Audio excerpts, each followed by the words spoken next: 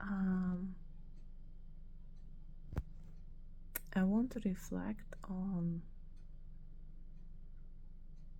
emotional work, shadow work, how I see it from my perspective, what is happening, how this is happening, reactivity.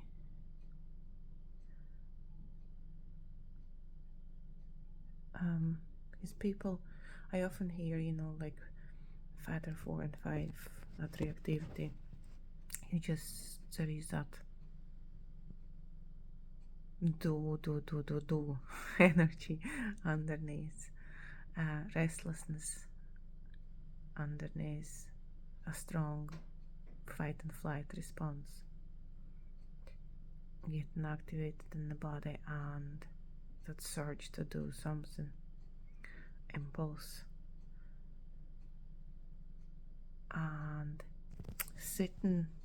So something arising, and then you sit with that, like to work with factor 4 and 5. You sit with that, you feel sensations, you find you look for trigger button. You don't see the trigger button, and then that's mechanism is getting released, and that's how factor 4 and 5 broke. And as simply as it sounds, it never resonated with me. I just it's so much like on the surface level. It's like it's not touching a depth how deep these mechanisms actually go.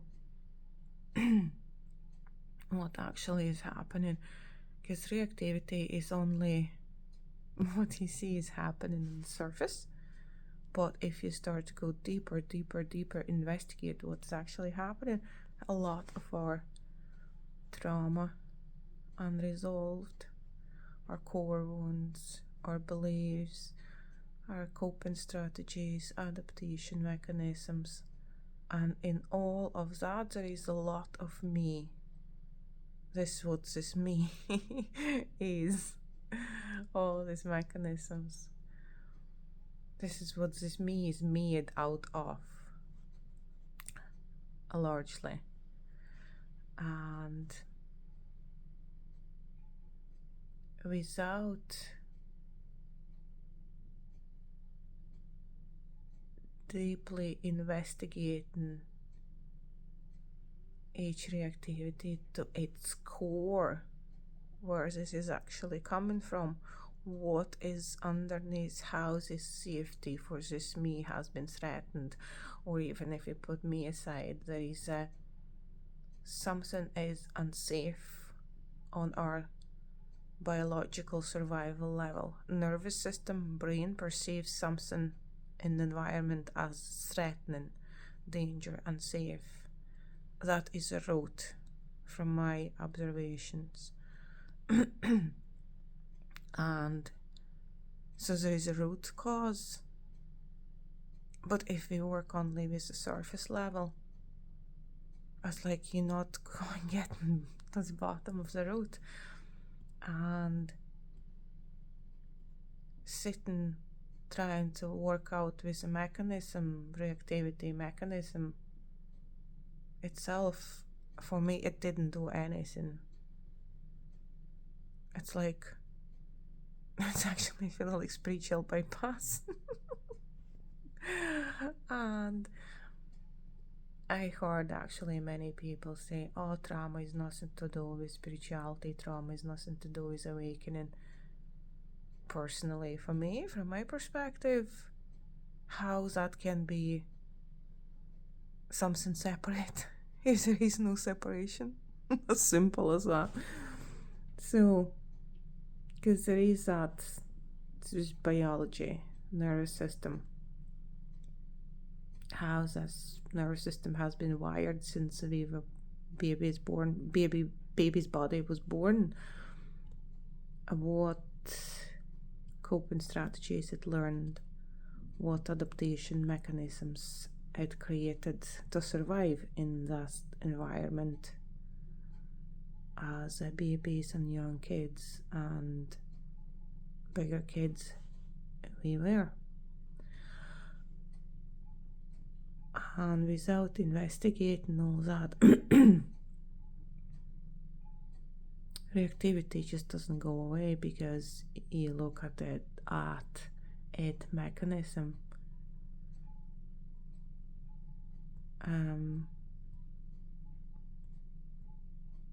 So Pernell, she gave a very good analogy. All are this unresolved stuff. It's like a big house, and in that big house there are rooms and rooms and rooms and rooms and rooms and rooms and rooms, a lot of rooms. So when something gets triggered, it's like entering that room and taking magnifying glass and investigating every single corner, every single space in that room, everything. You're like becoming like detective with magnifying glass, and you just literally looking like what on the cognitive level, because on somatic level it's pretty simple. There's just like sensations like moving through the body, and you just learn, you teach nervous system that is safe to sit and feel directly without running away from them or trying them to change or dismiss them and replace them with something more comfortable, like eating, watching TV, or drinking or something, which are again coping mechanisms. But cognitive level is that what needs to be untangled, investigated, and that's where you can see how many core beliefs underneath are, what secondary gains we are getting using these coping mechanisms. It's like Angelo says, cost and benefit analysis. And as small kids, as babies, or bigger kids, these coping strategies and adaptation mechanisms, they worked. Our psyche is very smart, it's very intelligent, it's very wise, and it's done its job. It made us through the circumstances we were in as kids. But now in adult life, we don't no longer need them. So if we do our cost and benefit analysis, I really like that.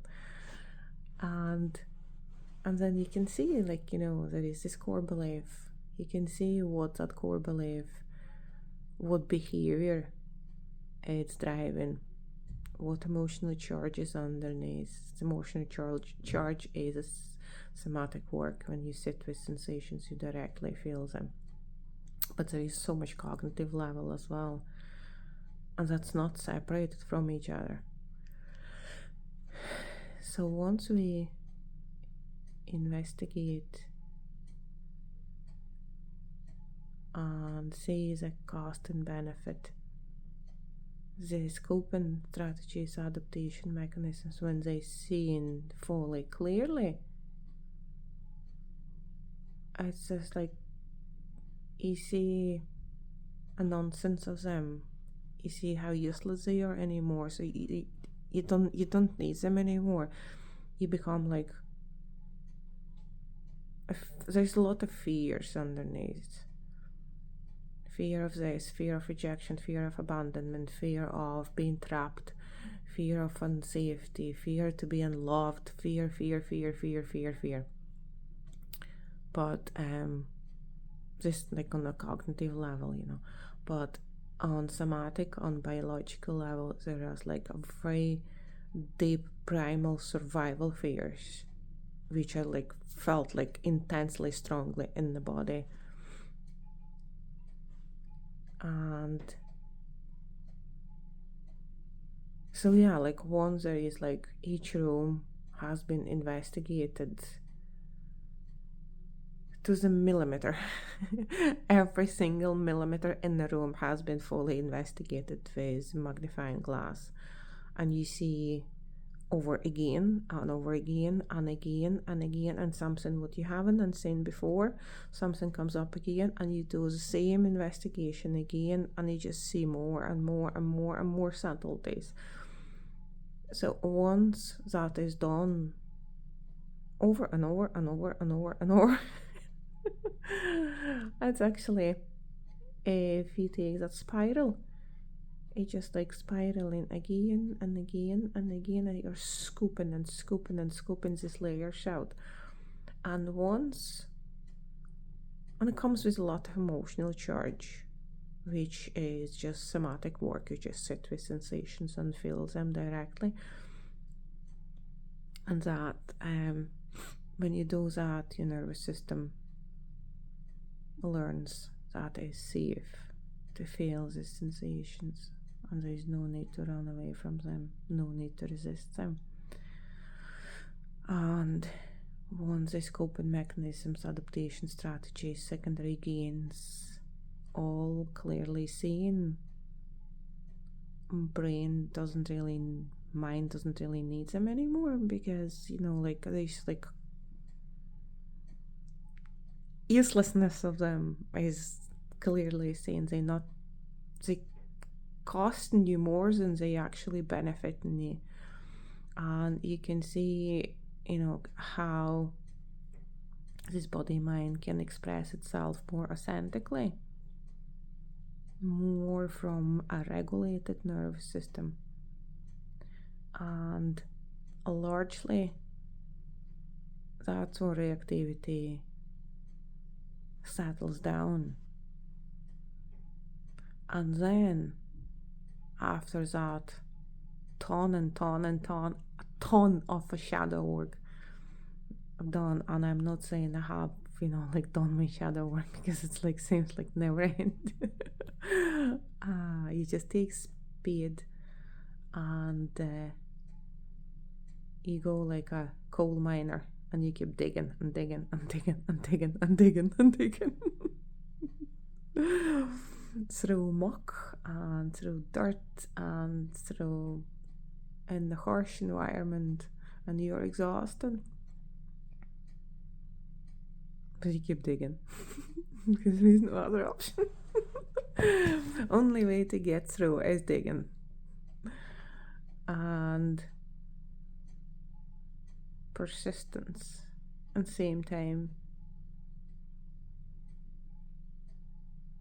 you're gentle with yourself, and pendulation, when you just like go in and then you get out, and then allow nervous system to regulate itself, allow it to settle. Because if the nervous system get overwhelmed if there is something too much, it's like you eat something and then you need to sit to allow it to digest, something like that, and then you can eat more.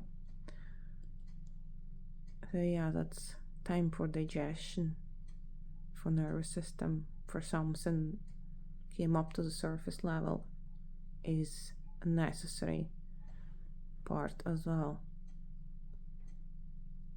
Integration, disintegration. So once all this like deeper layers are seen, self-released, and like become empty,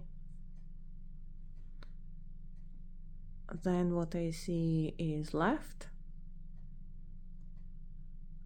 this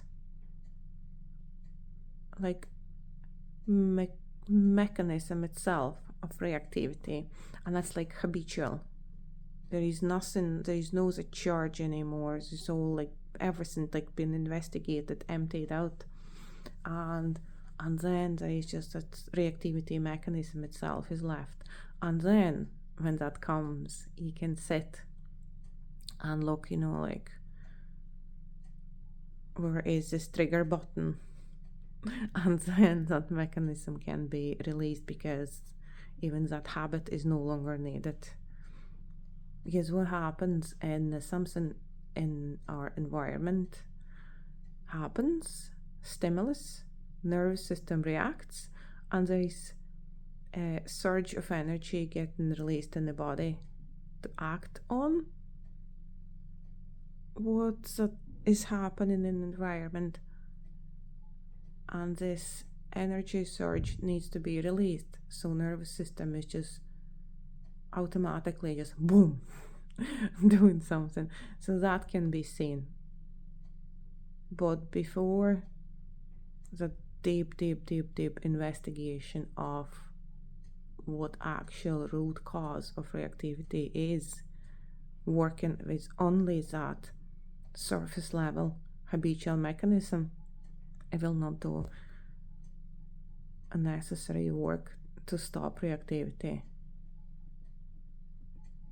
It's actually dismissing and bypassing the traumatized inner child. There is no such thing, but that's how psyche works. It's self-abandonment, self-neglect, you can say it like that from psychological perspective. That's how I see, that's my case. That's how I see it,